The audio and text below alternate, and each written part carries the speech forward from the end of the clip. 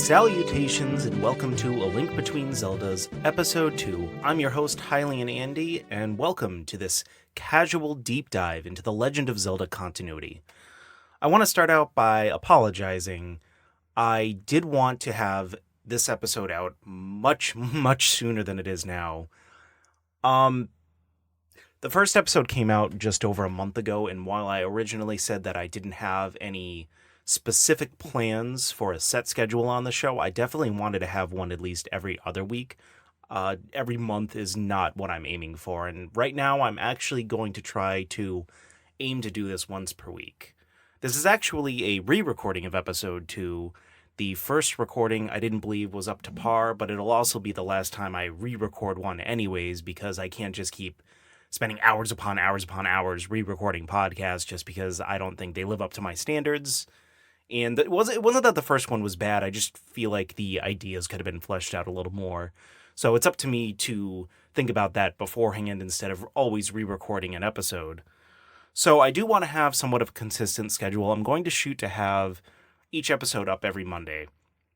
We record the Mana Bar podcast every Wednesday night and have those available for Thursday at noon, and I feel like life events come up every now and then, so that might not always be the case, but I definitely want to have it on a weekly schedule because I feel like that will push me to record them on a more consistent basis and more often. But also I like a set schedule, and I feel like Monday really works for me.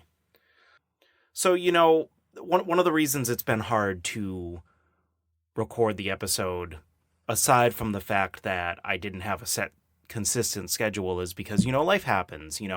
A lot of you listening to this episode have a full-time job. I have a full-time job, and I'm also balancing that with my social life and doing the work I do for the Mana Bar podcast. And right now I'm doing a lot of stuff behind the scenes for the Mana Bar podcast that haven't really come full circle or to fruition yet. It's not stuff that I've posted yet, but I've been working a lot on the art for the podcast, changing up the logo, changing up the banner pages. I also do a lot of stuff in the back end. I do all the audio producing and all that stuff and yada yada.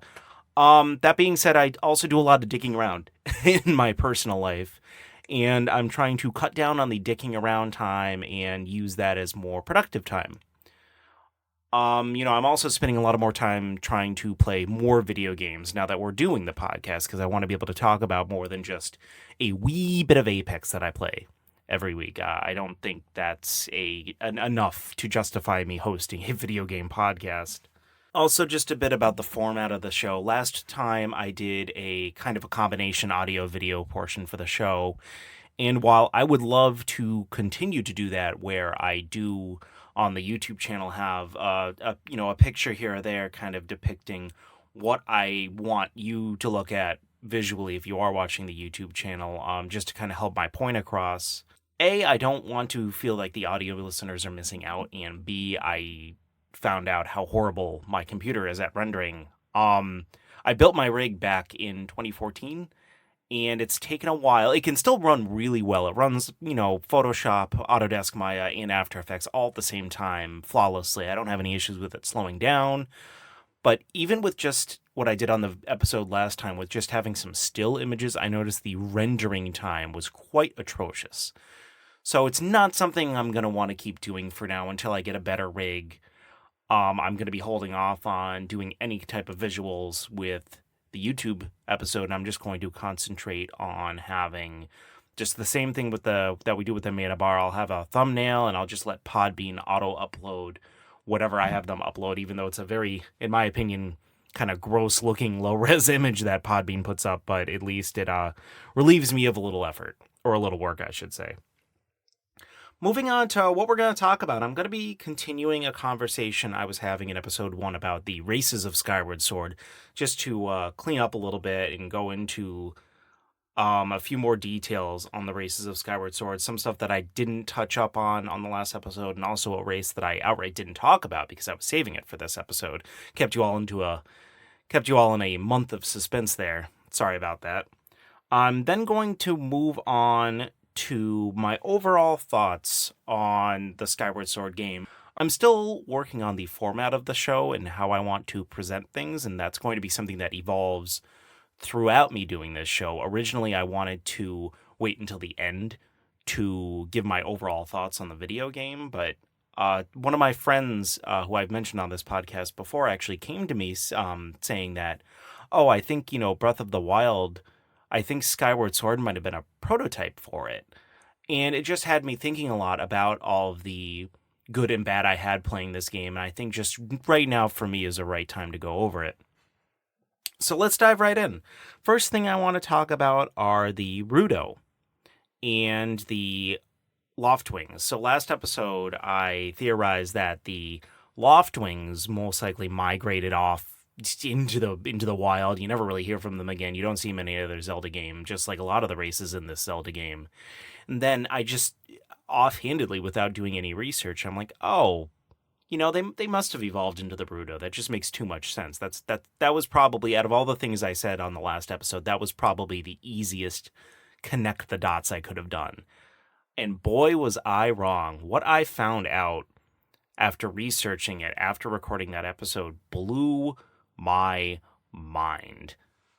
And it's not about the Loftwing. Oh, no. It's about the Ruto specifically.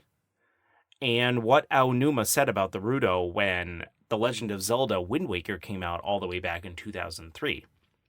And this quote was actually a part of a Zelda box that came out. It was Japan only. It was a special edition of Wind Waker that came out. And, it had some, booklets and stuff like that. And Aonuma, I could not believe this when I read this. The Ruto evolved from the Zora.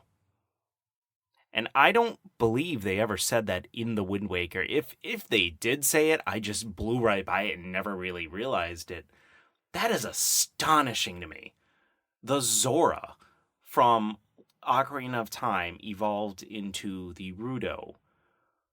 That is, talk about a flying fish. That makes no sense to me whatsoever. It's mind-boggling, but Aonuma's the one who really pressed for this whole timeline thing in the Hyrule Historia. So, you heard it from the source there. Miyamoto doesn't care about things like that. Aonuma's the only one who really seems to care about any part of a timeline or how all that stuff worked out. And in the 3 separate timelines that there are that converge onto Breath of the Wild, Ocarina of Time goes right into Wind Waker after thousands of years of the world being flooded and whatnot, or a whole era. They don't really say an exact year, I guess. What this tells me is you have a world, a game based entirely on water, where the world has so much water in it, and the only race that can live in water, the only intelligent race anyways that can live in water, decided, you know what? No, we're good. We're gonna check out some of the other exciting parts of this world, and we're gonna evolve into birds and go fly around where there's barely any land. That is so weird. That's insane. I didn't even know how to react to this. So I'm assuming this must have taken place over generations and generations and generations. I can't imagine how, if you believe the theory that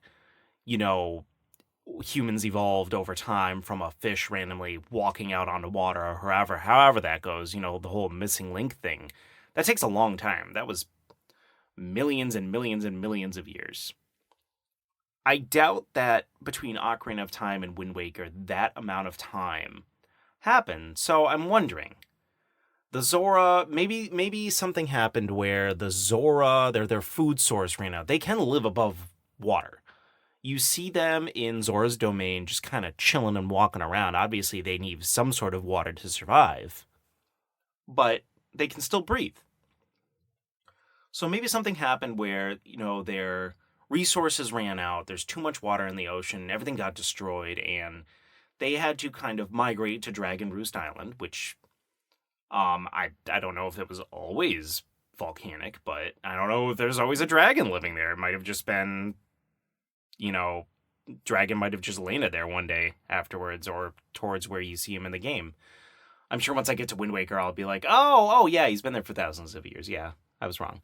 But anyways, so the Zora, slowly after migrating to this island, had to evolve into maybe more of a land-dwelling race that could also, maybe they had to over time evolve into like maybe natural selection came over and it's like we can't swim around this entire ocean trying to find the resources we need, and they eventually sprouted wings and started flying around everywhere, even though the Rutos, you never really see them anywhere else on the world except their own island.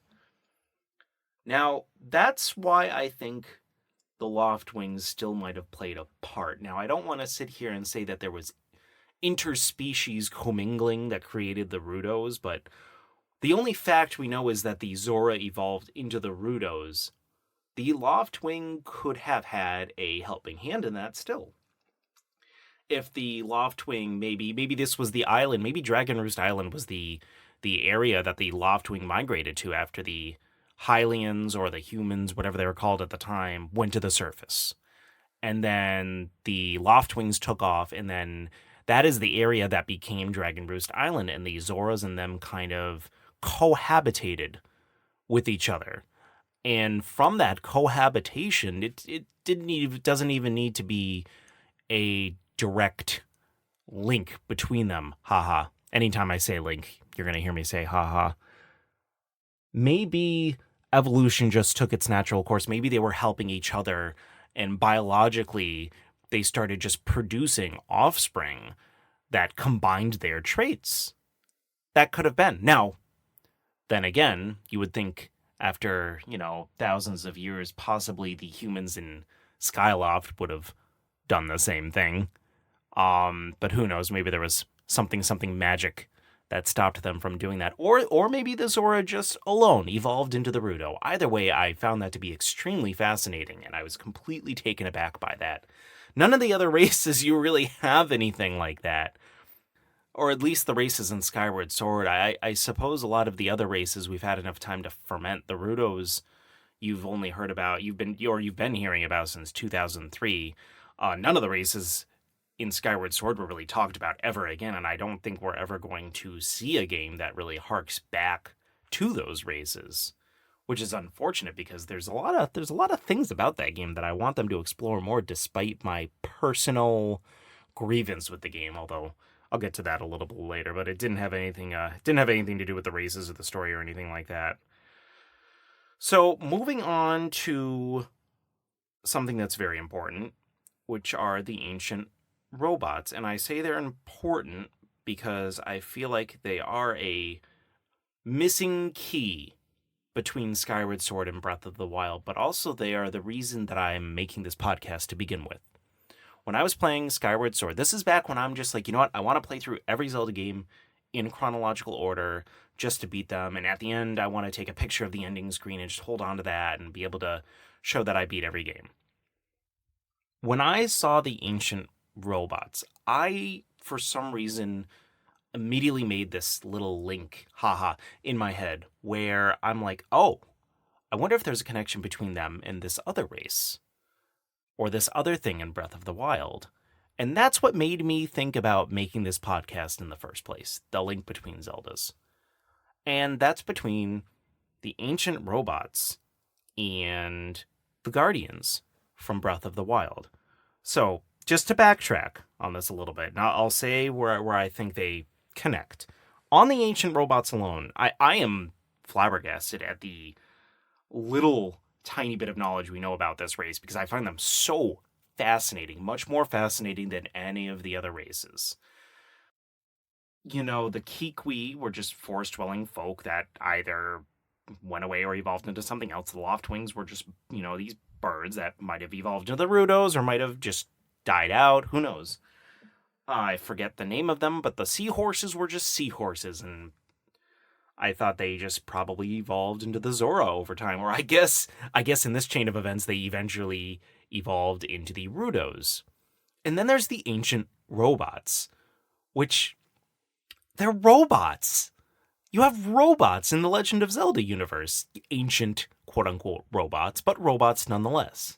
And just to make sure, because to me a robot is always something that's man-made and it's made to look like a human. But then who made them? where do they come from? Robots don't just happen naturally. And just to make sure, I looked up the definition on what a robot is. This is from dictionary.com. There's two definitions that might apply. A machine that resembles a human and does mechanical routine tasks on command, or any machine or mechanical device that operates automatically with human-like skill.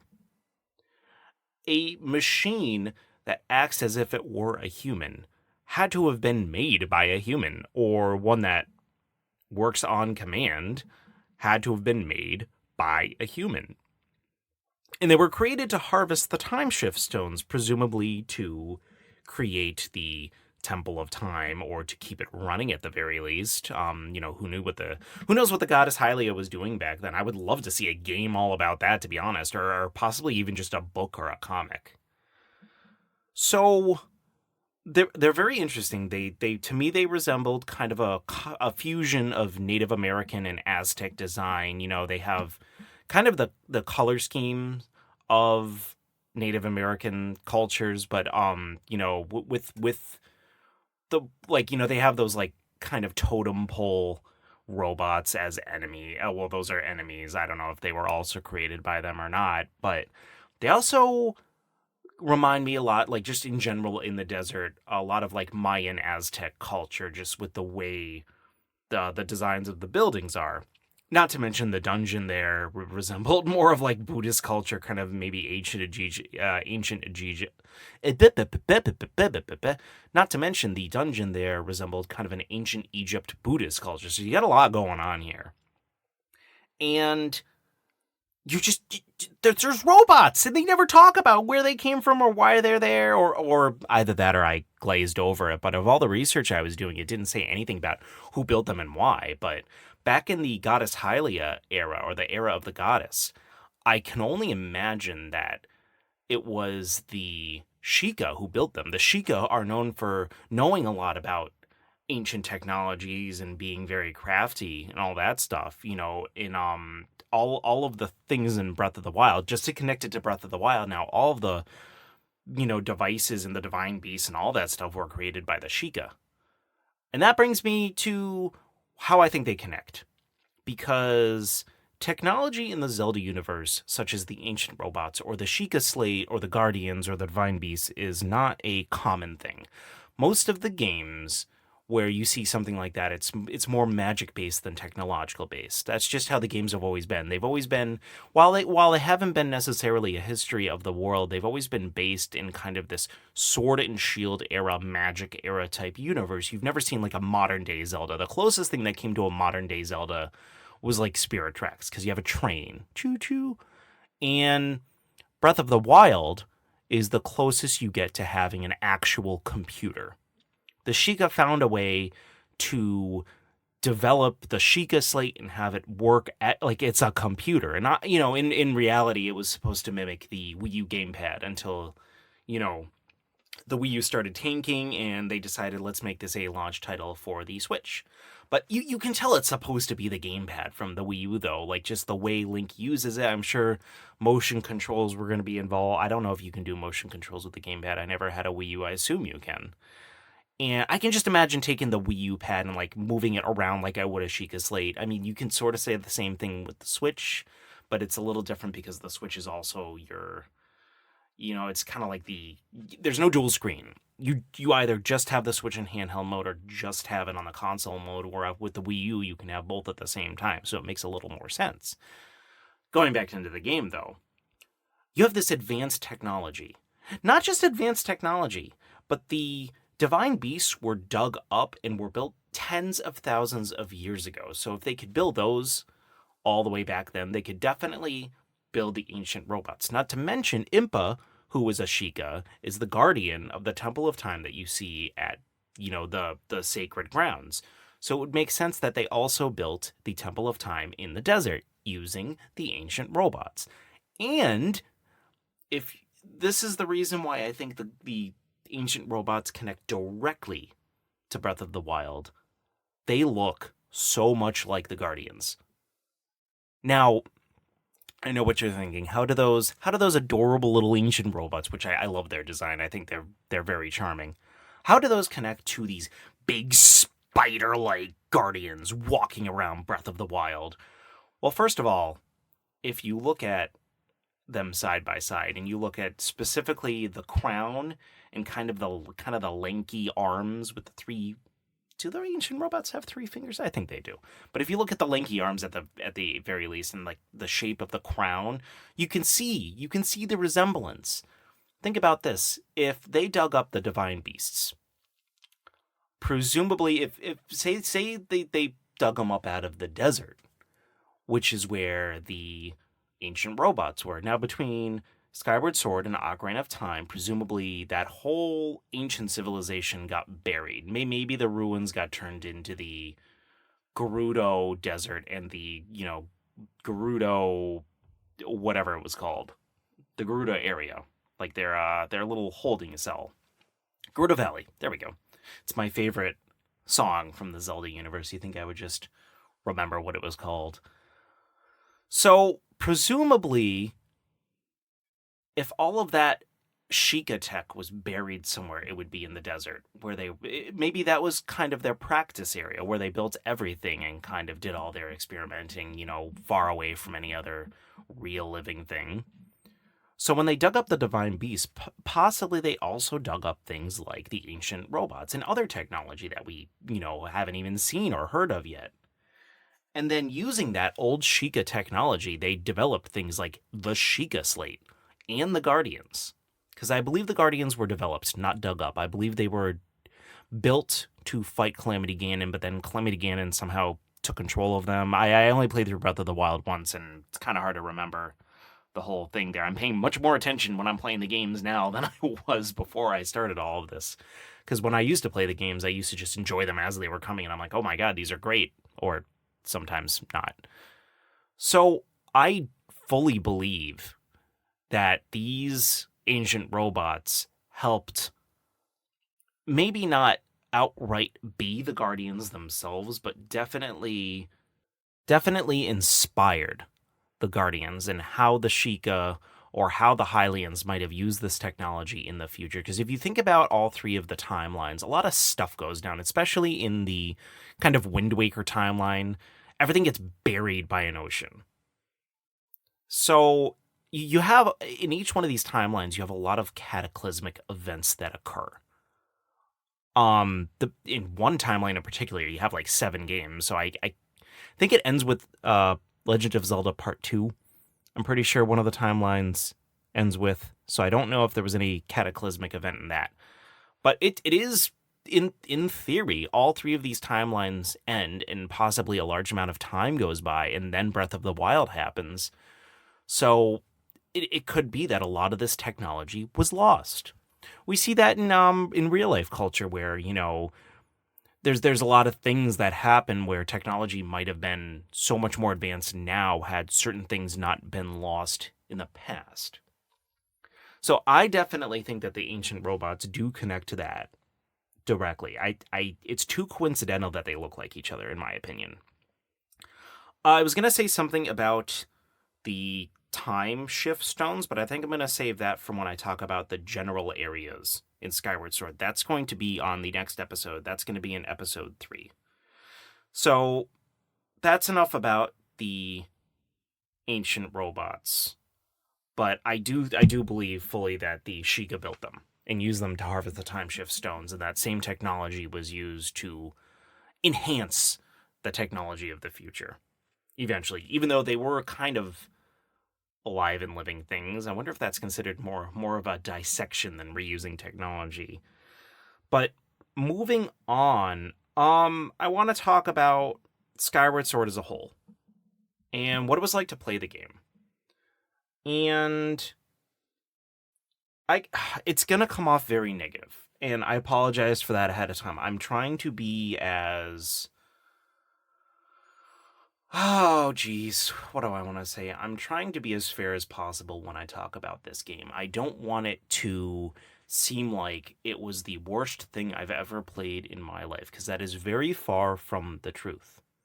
It is down there for one of the worst Zelda I've played of my life, but that's because many of the Zelda games have set this increasingly high bar for what a good game is. When I think of Legend of Zelda, I think of so much more good than bad. I don't think of Link's crossbow training or the Wand of Gamelon or, things like Triforce Heroes. I think of Ocarina of Time, Twilight Princess, Minish Cap, Oracle of Seasons, the original game. I think of all the Breath of the Wild, duh. I think of all of these highlights from all of these generations of systems where the Zeldas stood out. This one, not as much.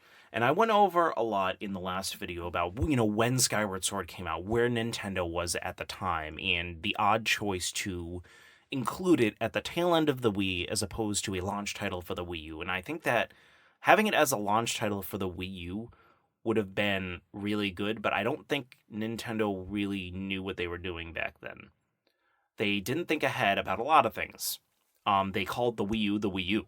They didn't even think that people might be confused about that. They saw this juggernaut of a system that was the Wii that ended up selling 100 million units overall. They saw those numbers slipping, and they thought the Zelda game was going to be the thing that kind of bumped back those numbers back up at the end of the system. You see PS4 and Xbox at the end of their lifespans still launching out really great games, even though those systems are, at the end of their years. They're still trying to get those sales up and, whatnot. This game would have maybe helped the launch of the Wii U, probably, but I don't think it would have saved that system. I don't necessarily think that it was launched on the Wii because they thought the Wii U was going to be a disaster either. I honestly do think that they overlooked how many people had traded in their systems, because that's not numbers that they had. A lot of people either didn't use their Wii anymore or had moved on to a different system. The Wii at this time became more of a shovelware platform. A lot of the hardcore gamers had moved on to the 360 or the PS3. I was the type of person where I got rid of my Wii U way before this game launched, and this is the game, like I said in the last video, this was the game that got me to buy a Wii again. And it's very fitting that this was the Zelda game that I had to put down twice and couldn't even get more than an hour into until I forced myself recently. And I'm happy I forced myself to play, because there's a lot of good that this game has to offer. But I think it says a lot about how the game handled as a Zelda game. And it was really just, to me, a really bad tech demo for the Wii Motion Plus. And actually, all right, so I'll start with the controls. This game suffered from a few things, and I think the Wii Motion Plus is the most obvious perpetrator of this. So they spent a lot of time trying to make the Wii Motion Plus work, to the point where they almost scrapped the idea completely. And I think a lot of resources went to that. This game got pushed back only 1 year, but I think it could have used one more and just been launched with the Wii U, because I think it could have used a lot more polishing. It seems very unpolished, and I blame the Wii Motion Plus for that, because I think a lot of resources went to that instead of other things in the game. They also had to rebuild Skyloft, because that wasn't working. There's this very, very loose articles I read about how Skyloft had to be completely redesigned from the ground up, and, I think a lot of the game mechanics suffered from that. Not the story. The story was great. Graphically, it was, fine. They were still running on an engine they had been using since, I believe, the N64. I'm pretty sure they just kept overclocking that same graphics card from the N64. Or they might have started with the GameCube and kept overclocking that one through the Wii U. I don't really remember how the story goes with that. The Wii Motion Plus, it's not that it doesn't work. When I'm sitting there with the controllers and they make me, re-sync it every time I turn on the console, you have to put it flat, and maybe I wasn't putting it flat every time. I was putting it on what I thought was a leveled flat surface, so I thought it was fine. When I point my Wii Motion Plus controller up, Link's sword does go up. For the most part, it follows what the controller is doing when you're using it pretty slow. I can't count how many times I put it up thinking the Skyward Strike was going to start charging, and it didn't happen. So they were finicky. And when you're playing an action game where you have to be kind of quick sometimes, especially when you have an items menu that is active and does not pause the game, it can cause a lot of issues. It can make the game very frustrating. So the Wii Motion Plus worked for the most part. When I was trying to draw things or slash, it would generally go in the direction that I wanted it to go. That wasn't the problem. The problem is, in order to beat certain things in the game, it wanted you to be very precise. And that just wasn't happening. This was especially apparent in the desert portions of the game. I dreaded going to the desert because of the enemies there, the whatever they're called, the goblins, the ones with the they had like these like shock axes. They were the worst because they would obviously do this position where you had to slash in a certain way. Like they would hold their weapons horizontally above and below each other, and you'd have to slash through it. Half the time, I would think I'm doing a perfectly horizontal cut, and it would be just at an angle enough to throw me off, and I would get zapped. Not to mention, those enemies moved their stance so quickly that because I had to take the time to make sure the slash was right, it was always either too late or I had to reevaluate it anyways, and I kept getting shocked. It was very frustrating. And then, if I wanted to switch to another weapon, that was also very hard because you pulled up this wheel, this active menu, and you're asking me to... A lot of the things in the game, as opposed to actually pointing and clicking like you were with a TV remote or a mouse or something, it had you just move the Wiimote in a direction to have the cursor move in that direction, which I thought was a horrible decision because that caused me to often pick the incorrect thing. Now, maybe the point and click method would be just as bad in the active wheel menu. I don't know. I don't have anything to compare it to. I'm just going off of speculation. But when I'm in the middle of a battle with these guys who are particularly difficult and I'm trying to switch to a different weapon just to see if a different item might help, and I can't do it because it's not pausing the game, and also I'm picking the wrong items. That's just the whole thing. I almost rage quit this game several times just because of that. It was very difficult, but not in a good way, like not in a Dark Souls way where like, man, this game is really hard and challenging. No, this is the dumb kind of difficult. This is the difficult where it's not really anything about skill. It's just the game's broken. It's an unpolished, broken Zelda game. Not to the point where it's game crashing, but to the point where I have to put this down. I cannot play this anymore. This was the only Zelda game that I can remember where I didn't just go around the entire world and try to 100% every little thing. Because by the end of it, I was just so sick of the controls. A couple of other things as well. Mostly the controls. Now, there are a couple areas where I think the controls shined. Flying throughout the world on the Loft Wings felt actually very good. Now, despite that was the reason I kind of quit the game at one point because I didn't know you had to shake the Wiimote to make the Loft Wing fly. I keep wanting to call them the Sky Lofts. They're the Loft Wings. I thought that actually worked very well. When I pointed the Wiimote down, he went down. When I moved the Wiimote around, he glided through the air pretty seamlessly. I was actually, pretty happy with that for the most part. When it came to a lot of the enemies, though, I often resorted, especially with things like, I can't remember their name. I think they're the Liz folks, things like them, or some other enemies, or the goblins that didn't have the shocking weapons. I eventually resorted to just swinging it wildly because that worked better. It did. It honestly worked better to just try not to play the way it wanted you to play, and that's very unfortunate. Because I tried to play the way that it wanted me to play. I don't know if there was like some secret technique I was missing. I didn't look it up or anything like that. I just was trying to play the Zelda game. I've really never had to look anything up in a Zelda game just to know how to use the controls correctly. The other thing that was so horrible with the controls, and I cannot remember, I believe I went over this in the last episode, was trying to use that dumb sailcloth where... they told me 500 times how to use it, and it just didn't work in the way it either should have, or it didn't work in the way I wanted it to, where I couldn't land for crap. You only really had to do that 2 or 3 times in the game. Luckily, most of the time, all you had to do was hit the sailcloth right at the end, and then, you're fine. Or you didn't have to hit it at all. He would just automatically pull it out. Of course, they picked and chose where that happened automatically or if that happened when they you had to do it manually. But that sailcloth sailing, that was one of the most blaring examples of how horrible the motion controls were in this game. What else? I'm going to just go through everything I disliked about the game. I'm just going to get it all out of my system. So the items in the game were fine. None of them were hugely memorable. So there was the beetle.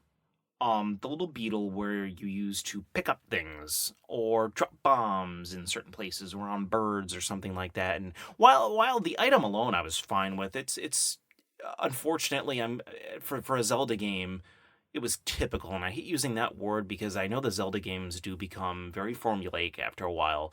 Like Twilight Princess, Wind Waker, Skyward Sword, Ocarina of Time, they all have that go to this dungeon, get this item, beat this boss, rinse and repeat mentality. And while that's true, each Zelda game also felt inherently different in other ways. So when I say that, oh, it's a typical Zelda weapon, that's kind of a slant just because I don't say that about every weapon in the Legend of Zelda universe. Like Breath of the Wild, you had all these things from the get-go. That already wasn't typical. The claw shot from Twilight Princess or the dual claw shot was a lot different than just the hook shock. Hook shot. Hook shock? Oh, that would be cool if it was like electrified. You like hook onto an enemy and then zap it. The claw shot just repeats itself in this game. And while the beetle itself was a unique item, it was typical in the fact that it didn't really do anything except to waste time. You shot it, it flew as slow as possible, and you had to slowly use it to drop items in other areas or drop items on enemies. I was never really ever confused on how to use it or how to solve this like intense puzzle, and you had to rely on the Wii motion controls to guide it. So that was just a waste of time. The whip thing I thought could have been used more often, I wish I could have used it to disarm enemies, or I could have used it to disarm enemies and I just wasn't able to get it to work. But often it was just the same thing as the whip item from Wind Waker you used to like grapple onto things. So the grapple claw in Wind Waker. Like a lot of the items didn't really do anything too unique. You had a bug net, yay. You had the slingshot and the arrows. That's nothing different. And of course, again, the slingshot. This was a perfect way for you to just use the Wiimote and point and click, and it would have been maybe a little shaky, but instead you had to drag the Wiimote across the screen to move the arrows, and every time I went to the arrows, it would always be automatically like moving to the side when I went into them, just like all these little stupid things that I'm expecting more out of a Zelda game. I just am. Nintendo is always so big about quality control. This game ushered in a very dark time for Nintendo where quality control, I don't know if it went out the window or not, but the big event right after this game was the launch of the Wii U, and that was a complete debacle from the get-go. So it's just Nintendo, maybe not ushered in a bad era, but this is just around the time that Nintendo really lost their way in what they were all about. They went from really pushing new ways to play games instead of just fun games, and they are back on track now, and I'm so grateful that they're back on track because I love them as a developer. I've never really thought of them as my favorite developer just because I'm like, oh, I'm not the typical Zelda. No, I am the typical Zelda fanboy. I'm not the typical Nintendo fanboy where, like, I love every Mario game and every Yoshi game and every Kirby game and all that stuff. But they are my favorite developer as far as their work conditions and quality control, and it just wasn't there with this game. There's just so many little things. The stamina bar was a complete joke. Completely useless. It did nothing. Why have a stamina bar if it's A, not upgradable, and B, you're going to put these little stamina orbs around that defeat its purpose? So, Aaron from Game Grumps, when he was playing through Skyward Sword, really made me think about this. And again, I'm going to plug They did a Let's Play of Skyward Sword. I believe they played through the entire game. Watch it. It's hilarious. They're hilarious in general. I love their 10-minute power hours. Wait until you're done listening to this to go see their channel, though. So they pointed this out, that the stamina bar in Breath of the Wild is much better than the stamina bar in Skyward Sword, not only because you can upgrade it in Breath of the Wild, but just how you use it. So in Breath of the Wild, the stamina bar comes up when you're doing things like running or moving or doing certain sword attacks. And in Skyward Sword, for the most part, that's how it is too. Whenever you run, the stamina bar goes down. Whenever you climb, the stamina bar goes down. The difference is, when I'm hanging onto vines in Skyward Sword, I see the stamina bar going down slowly, even though I'm not moving. It's more or less a timer. It has nothing to do with what you're doing in the game, where in Breath of the Wild, I could be holding there, and it's not using any stamina because I'm not using any energy. I'm just standing still. Also, the stamina bar in Breath of the Wild filled up so quickly. The stamina bar that looks ugly as hell. It looks like a green, like a line that's cut in half. It fills up so slowly, which is no wonder they put those little orbs everywhere on Skyloft so you could just run through them. But that could have just been taken out the game altogether. And this brings me to that thing I said. My friend Sarah messaged me a couple weeks ago about how she thinks that Skyward Sword was just a prototype for Breath of the Wild. I don't think that's true. I don't think it was a prototype for Breath of the Wild. I just think that the ideas in Skyward Sword were so half-baked that they took the time to perfect them for Breath of the Wild, because all throughout Skyward Sword, all I could think of was Breath of the Wild did this so much better. And kudos to Sarah, because she's the one who told me that I shouldn't play the games in the way that I'm playing them, or more or less suggested that I should play them in how they came out, rather than chronological order, because I could appreciate more the evolution of game design. And that was so apparent right off the bat with this game, because that's all I could think about was how poor the mechanics are. But I don't think I would have thought that had I played any other game. You know, had I played Ocarina of Time or Wind Waker or Twilight Princess instead of this game, I don't think I would have thought that nearly as much. The only thing that I could have possibly thought of in those games mechanically were, wow, I wish I had dual joysticks, because Nintendo didn't really get on that train until the Switch. Or, oh no, the Wii U had dual joysticks too. That's right. So, and one more thing to add on top of all of it, to kind of go with the whole like Skyward Sword prototype theory, is the shields in the game, which I went through 90% of the game, probably more, probably like closer to 95% of the game without using a shield because they were so useless. The shields broke in this game. Now, the shields you got out of Breath of the Wild broke as well. However, they were littered everywhere. You could find them in the swords and any weapons almost anywhere, and it was very quick to find one that was better than the one you had.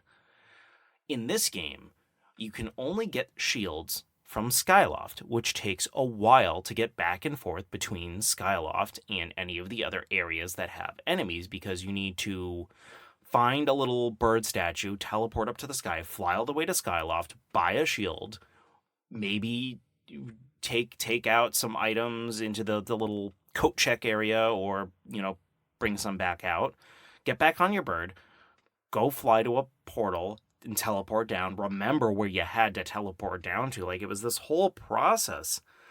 And you could upgrade the shields, but they didn't do nearly enough. So I just didn't bother. I didn't feel like it was worth it. There was only one enemy in the game that you couldn't defeat without a shield, and those were the little Octoroks. I think they're Octoroks, the ones that are in the bushes and they shoot out the little seed pellets. And there was 3 shields. There was a wooden, a metal, and a I think the goddess shield. The wooden and metal could do certain things, and then the goddess shield, its whole thing was, it recharges over time. And when that was explained to me initially, I'm like, oh, so even if it does break, it'll come back. Nope, not the case. It's not the Master Sword from Breath of the Wild. In fact, if you can get it down to a sliver of health, and it'll eventually recharge. But if you let it break, it's gone. You have to go buy another one. It was painstaking. It's the only Zelda game where I've just outright not used a shield. I would have loved to have had one for so many battles, but what's the point if they're going to break so easily or break at all? Again, I've had a lot of friends. Dan, game review guy from the Mana Bar podcast, his biggest complaint about Legend of Zelda, aside from the lack of dungeons or lack of unique dungeons, was he absolutely hated the weapon breaking. For me, I didn't have as big of a problem with it in Breath of the Wild simply because of the amount of weapons and shields in the game. And I do understand, like, oh, if you have a weapon you really like that you really want to hold on to, you feel like you can't use it. That I can understand. In this game, like, this is what annoyed me. It annoyed me in this game just because they weren't everywhere. You couldn't get them from everywhere. You could only get them from one specific shop. And of course, every time they had to do, like, these tropes where, like, every time they would just waste time talking. You couldn't skip through the text very quickly and all that other stuff. That's just a bunch of little stuff. But yeah, I didn't bother using a shield. That was just really annoying. Again, one more thing that Breath of the Wild did better. And then we come to the creme de la creme, the worst thing about Skyward Sword. And it wasn't even a game mechanic thing. It was a character that I found so annoying and unlikable that at one point I did have to just save the game and turn it off because I couldn't take her anymore. And that was Fee. Do not dare complain to me about Navi if you're going to let Fee exist with her dumb percentages and her very obvious dialogue about stuff you already know. My God. It was everything about Navi, Midna, and the hat from Minish Cap that were like the worst parts of those characters combined into one character. I loved the hat from Minish Cap, by the way. The things he says are funny. He really doesn't annoy you. Midna could be a little bit of a kind of a dick sometimes, but she was still fine. And Navi actually didn't ever bother me at all. Like, I know that's like a huge meme, like a huge trope, like, you know, hey, listen, but it didn't. I didn't really think it ever really happened all that often. I didn't mind her too much. I actually annoyed the owl in Ocarina of Time annoyed me much more than Navi because I would keep accidentally re-listening to his same words over and over again. So Fee. First of all, she added nothing to the story for me. Like, I know the whole point was like, oh, she is the Master Sword, and I guess that means she's technically in every Zelda game because the Master Sword isn't just about every Zelda game, but like, you could have taken her out of this story and it would have been nothing. I understand she acted as a general guide, but the things she says, she forces you to hear her talk all the time and she never has anything interesting to say. It's like they had a random number generator for what percentage she would use in this paragraph. And it would be like, oh, you just found out that this room exists and it contains a special item. And then she'll pop out and say, I believe there's an 87% chance that the item you seek is in this area. Well, no, duh. That's like Zelda Tropes 101. Oh God. I don't know if she was just invented to try to speak to younger viewers who might not know obvious things like that, but that was just like hand-holding at its finest, which again, Breath of the Wild had basically zero hand-holding. Not to keep comparing the two games, but Breath of the Wild was the Zelda game I played immediately before this one, so that's what I'm going off of. And Zelda was more or less your guide in Breath of the Wild. Also Impa and possibly the King, but they barely talked to you at all. Fee talked non-stop. And there was this one time, this was the time I rage quit, this one time where I was kind of having a hard time getting around. I forget the exact scenario, but I'm rarely stumped in Zelda games, and I was just at a moment where I was stumped. I just wasn't thinking clearly, and she kept, saying, like, she would make that, I don't remember what noise she made, but like, or the Wiimote would start dinging, and it's like, talk to me, and finally I gave in. I'm like, all right, I'll take your hint. What can you tell me? Master, I wanted to let you know that your Wiimote battery is very low and you should consider changing it. I flipped out. I'm like, are you serious? That's what you wanted to tell me this entire time? Shut up. Go home. You're drunk. Oh, God. Nothing. I didn't like anything about her character. At all. She didn't add anything to the story for me. She's the Master Sword. Big whoop. You could have taken her out of the game and the game wouldn't have been any different. You had to sit there and watch her dance and sing, and oh God, I just have such a negative taste in my mouth about her. So now that I've been a Debbie Downer for all of, my God, I've been probably complaining about this game for like 20 minutes. Now that I've gone through all of that, let me tell you about what I did like about the game. So the Wii Motion Plus, while I did complain about it, I did think it was very neat that, where you pointed the swords, Link's sword would go. I did think that was neat. I thought it did make me feel like I was in the game. It put me into that whole headspace. It didn't take me out of the story for the most part. Another thing, the story was so good.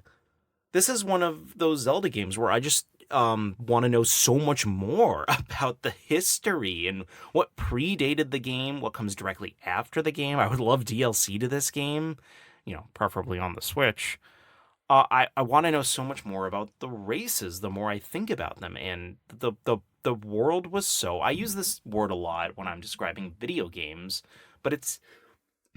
Excuse me. I use this word a lot when I'm describing video games. I possibly just need a thesaurus at hand at all times, but this game was very charming. Skyloft, and the music in Skyloft and the inhabitants of it were very... I just liked them. They were it was aesthetically pleasing as well as just charming overall. Like, I remember in Twilight Princess, one of the first things I noticed was the character designs of the townspeople in Twilight Princess were very off-putting. They looked a little too realistic. I think this game combined, like, more of the mature sense of Twilight Princess with the cel-shaded aesthetics of Wind Waker, and I thought that was very cool how they did that. And they used a similar note for Breath of the Wild, where they kind of combined that, more serious look, but with that cel-shaded look at the same time. So I thought that was really cool. All of the worlds, and I'm going to talk about each of the areas individually in my next episode, but all of the areas were really neat. I did think that a couple of the areas were maybe a little too barren of, I guess life, like townsfolk, but I in most Zelda games, especially when you're working on limited, hardware, maybe it's just not able to do that as much as I would like it to. Like, if you look at Twilight Princess or Wind Waker or, Ocarina of Time, none of them really had, like, overly populated areas, but I just feel like the volcano could have used some more magmas. There was enough Kiwis, enough Perella, those were the seahorse people. Perella, I remembered. That William Dafoe, that's the guy I was thinking of this morning. Little Rick and Morty reference for you. But I felt like they were really populated. I guess I just think there could have been some more magmas or more going on in that area, I guess. I don't know. But each of the areas I did like a lot. I loved what they did with Impa, and where she was the old lady as well as, the younger person helping Zelda around. I loved the whole story about how the Master Sword came to be and how the goddess Hylia, reincarnated herself, which means every Zelda is technically a reincarnation of the goddess, which I think is really cool. Demise, he was fine. He just kind of, to me, came off as this kind of general bad guy. Like, I'm angry. I want power. I want the Triforce. I'm gone now. Now I'm back. I'm gonna defeat you. I lost. I didn't defeat you. Darn. Screw you. You kids, that crazy dog. So he was just there. I would have loved for him to have more of a rich backstory. I felt like the enemies in Twilight Princess had in even Wind Waker, everybody was a lot more fleshed out. Oh, well, I guess Wind Waker maybe not as much. But anyway, that's getting off track. I just wish that Demise could have been fleshed out a little more, especially because you don't really know much about him. Like, it's not like he was the original, he was the original Ganon or Ganondorf, but not actually. The first Ganondorf didn't happen until Ocarina of Time in chronology. So I would have liked to have learned a little bit more about him, as opposed to just him being a throwaway villain. And then there was Girahim, which was his henchman, and I'm still confused as to whether or not Girahim had just been living in the world this whole time and just waited for the right opportunity to get to Skyloft. He was a little weird. I didn't like him at first. I thought, he was very flamboyant, and it's not like I didn't like him because he was flamboyant. I just thought it was an odd choice, like they were trying to go wicked weird with him, but he turned into a much more compelling villain as the game went on, because he went from just looking kind of weird to really acting weird and acting a little creepy, and it kind of matched his character more towards the game. And also, in the end, he was Demise's sword, so he was kind of that mirror version of Fi. And I liked him a lot more than Fi because, yeah, he could go on his rants too, but I didn't have to hear about him every 5 seconds. So he didn't really have too much of a fleshed out character, I would say. Like, he's just basically trying to catch Zelda the whole time. He doesn't like Link because Link's getting in his way, and he always thinks he's much above you, even though he's subservient to his master. He's, kind of like Fi. He's just a weapon who's used, and yet he really thought he was standing above you all the time. He didn't really think much of you, even though you kept defeating him over and over again. So I did think he was really neat in the end. I actually feared his battles, to be honest. I'm not gonna lie there. Like, every time it was me versus Girahim, I always thought, like, oh wow, this is gonna be a pretty tough fight, and it actually ended up being a tough fight most of the time. Usually I had to kind of think for a little bit, like, how am I supposed to defeat him? And I don't know if that's just because the controls of the game were so bad, where I was normally just swinging the sword around wildly or what, but I did enjoy those battles. Demise, for what I'll say, was also, pretty hard. But also that's just because I, again, would swing the Wiimote wildly just to get my point across. So, Zelda and Link had a very interesting relationship. This was one of the only games, if not the only game, where they actually had kind of a real love story. And, I fully feel like they both together rebuilt Hyrule, and Link became the king of Hyrule to I assume Princess Zelda event. She's always a princess. It's kind of that whole mentality, like from the Disney movies. She's always a princess, but there's never a queen. I guess when there is a present king, she can't be queen. So maybe she became a queen after the game, because there is really no king. Her real father, her biological father, was kind of just the mayor of Skyloft, him and his big eyebrow. The side characters I thought were all pretty neat. I did enjoy some of the side questing, although, like I said, I got so annoyed by the controls in the game that I didn't do all of the side questing. I'm not gonna sit here and tell you I don't want to go back and finish the side quests. It's kind of eating me up inside, but I just couldn't take the game anymore from a game mechanic standpoint. My favorite side quest is one I didn't even end up completing, and that was there was this demon in Skyloft in the basement. Bertro, I think his name was, or at least that's how I pronounced it every time. And he kept wanting you to collect gratitude crystals, but he would also give you like little items. He was kind of like the Skulltula house from Ocarina of Time, where each time you collected enough gratitude crystals, he would give you kind of a new item. But each one of them kind of had this other side to it, and he would warn you, like, each one of them, it was a double-edged sword where, like, you could do this, but you have to give up this. And I didn't even finish that one, because I got to a certain point where I'm like, how many much more damn gratitude crystals do I want? And it was just too much. And then I looked it up, and the ending was kind of disappointing. He just turned into a kind of weird-looking human. Kind of still looks like a demon in human form. There was a whole love triangle between those side characters that I was really compelled to, like, I want to know where this goes. And, there was the pumpkin patch area where you kept having to find, like, help for the pumpkin patch or the pumpkin island. So, the world building was really good. I really enjoyed that aspect of it. I really enjoyed the story, the little hints to the future games.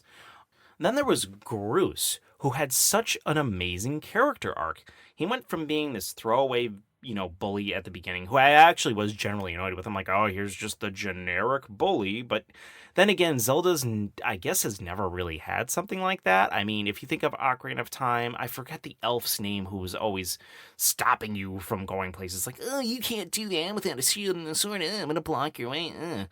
He kind of reminded me of that, and I'm like, oh, it's just another throwaway, stupid. But he ended up being very compelling in the end. He might have ended up being my favorite character of the game. Because in the end, he was like, I just want what's best for Zelda. I just want to help in any way I can. I'm going to design this whole machine to help you, Link. You can do it. I believe in you. And yeah, you're really fighting for him at the end, actually. And his two henchmen, one of them actually ended up being kind of a bug nerd, which was kind of interesting. And the other one, who I felt really bad for. So his side quest could go in two different ways, where either A, you give his love letter to the girl, and she reads it, but she's not into it, and she hooks up with the other guy, or you flush it down the toilet, and there's this weird demon who lives in the toilet who ends up like stroking and petting him while he sleeps. It's very weird. Either way, his story ends up very bad. And I felt generally upset for him, even though you didn't like his personality. You just kind of hope it works out for him. But at the end of the game, he's still just, lying in the fetal position in his bed, and you do kind of feel bad for him. And then a lot of the other characters in town, some of them were very forgettable. Like, there were two teachers, and both I thought ran into each other. And then, there was a few Magamas that were very interesting. The Perella all kind of ran into each other for me. The dragons I didn't like from an aesthetic point. I didn't mind. Like, they were fine character-wise. Like, they each taught you a song and everything, but aesthetically, they just looked very off-putting to me. I didn't really like the design choice that they used. The Leviathan, I'm probably going to go into a little deeper when I talk about each of the areas individually, but the Leviathan was just very kind of just in there, very odd-like. I didn't really understand why he was in there. I'm probably going to do a little more research on him, see if there's something else I can dig up. But overall, I loved the story. I liked the characters. I liked the world. I did not enjoy being in the world. I just didn't enjoy how it wanted me to play through the world. And it's very upsetting because, under all of the issues I had with this game was a very nice story, a very great Zelda story, telling the origin of everything we know about the Legend of Zelda. And I would love for them to remake this for the Switch and fix all of those quality of life issues. I know Twilight Princess and Wind Waker both had HD remakes for the Wii U that I'm hoping are going to come to the Switch. And each one of them fixed a few things, but they didn't have nearly as much to fix as this game does. And maybe that's just too much of a daunting task. Maybe they don't want to do it because you can't play the game without the motion controls, especially with the Switch Lite coming out, which doesn't even have motion controls. So maybe that's something that they just don't want to do or can't figure out how to do, because you can't really remove the motion controls from this game. It's more or less impossible. You'd have to code the entire game, and I'm not sure that's something that they A, want to do, or B, could do. So Skyward Sword's probably just going to exist as its own enigma on the Wii, and you can also download it digitally on the Wii U as long as the Wii U store is up. The Wii store is already dead, so I don't know how long the Wii U store will, be kicking. But I do hope they eventually remake it. I would be willing to replay a remake of this game. I really would. Even though I still have to listen to Fee, they're not going to take that part out. I'd still have to listen to her blab on all the time. I'm willing to make that sacrifice if it means improved gameplay and graphics.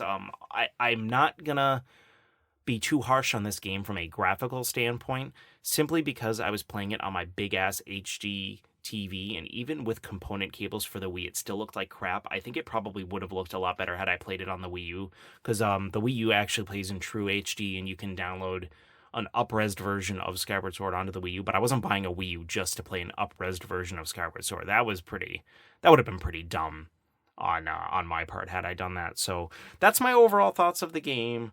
I hope I didn't forget to talk about anything in general in the game. I'm sure if I forgot, I'll bring it up in a, coming episode of Link Between Zeldas, but that's it for this episode. Please, if you like this episode, please like and subscribe on YouTube. Feel free to give a review on any of your podcast apps. Not only this, but for the Mana Bar podcast, which you can check out every Thursday at noon. I had to think about that a little too hard. And if you ever want to get in touch with me, I'm at Hylian Andy on Twitter, or you can email me at hylianandy@gmail.com. I love promoting discussion. I would love to hear everybody's thoughts on The Legend of Zelda. So that's it. And with that, it's dangerous to go alone. Take this.